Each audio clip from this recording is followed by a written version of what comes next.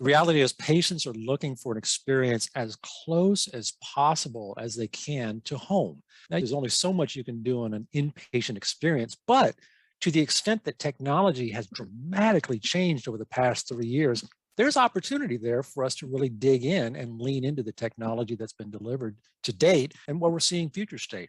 What does that patient room of the future look like? The answer really came down to what are the pain points for a patient when they're inpatient? Some of the significant pain points that we look at from a digital technology enablement perspective is where do they see a education gap? Where do they see a schedule gap? And how can they get Netflix to work on the darn TV? One of the first things that we hear from patients over and over again is they have no idea what their schedule looks like each and every day. Am I supposed to get an x-ray today?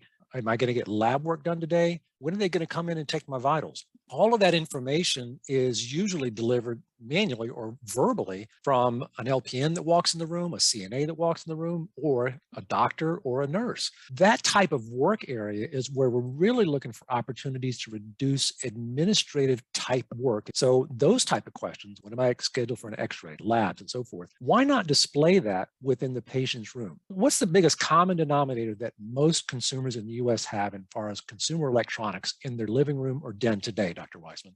Well, they're using a lot of voice, but it sounds to me like you're looking to put the whiteboard manufacturers of the world out of business because that's the tool of choice for every hospital. So tell me, what do you got up your sleeve here?